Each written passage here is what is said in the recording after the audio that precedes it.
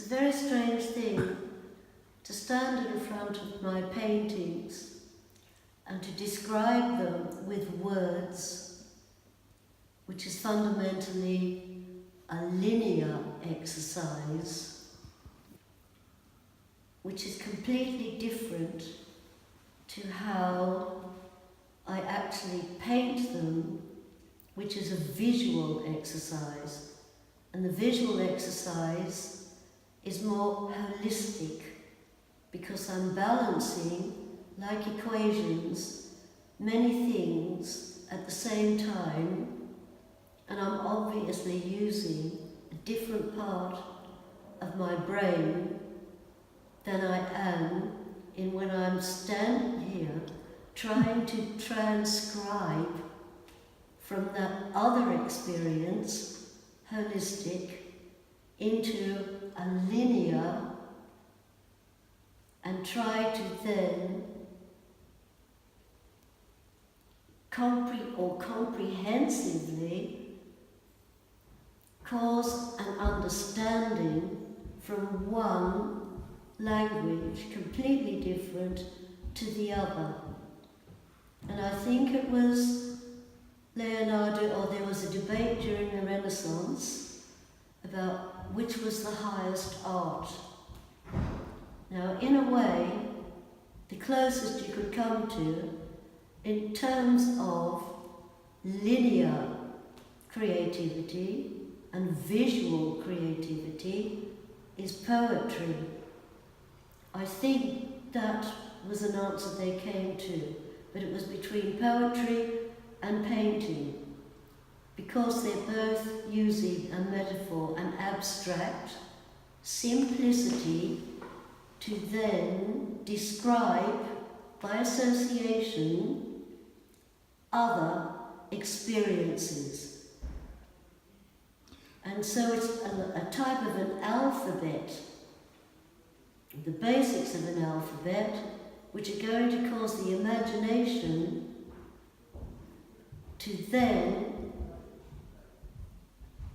become other images.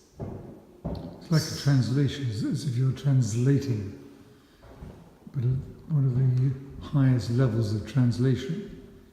It is a translation because what you're starting with first of all is the imagination, which in my case is directly caused by nature. I'm perceiving nature. I will then use a metaphor for a meaning in the overall result of the painting. So in this one, I was living on a camel farm and dust storms would come in. And this was in Alice Springs, in the central desert of Australia. And the dust storms would cause spinifex balls to roll around in different dimensions. You didn't know where they were coming from. And so it could have been the sky, it could have been on the ground, it could have been middle ground. So the perspective was actually on different levels, but ultimately coming towards you, because you're the observer and the spinifex is coming this way. So I've changed what would have been the background, I've changed that into an indication of the background by using blue, and the circles represent the activity of colour that a spinifex causes as it's coming towards you, and then dividing the canvas into three: background, middle ground, foreground. So in the foreground you have much more colour optically, which is causing you to see this as much more highly optical than this. So if you're looking at this or you're looking at that, which are you going to notice first optically? And it will be this, because it's more active. It has many more ingredients for the eye to engage in. But it's up to me to create what type of ingredients that is going to cause the eye to be more interested in it than that. So, once again, you're inventing. You're inventing optical devices through colour, shapes, a type of mathematical balance of equations to get to the end result of what you're trying to say about an event in nature.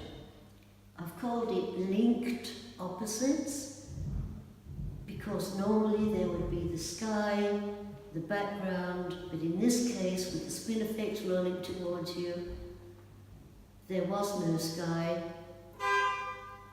And this then means that the opposite of both the sky and the earth is absolutely linked by the event of the dust storm and the spinifex rolling towards you. So these are spinifex grasses casting shadows as they do out in the desert. All of these are all of the tiny fragments of spinifex that are whirling around in the dust storm. And then the spinifex is incredibly spiky and fractured, so it is a fractal painting, it is highly active and optical. So linked opposites.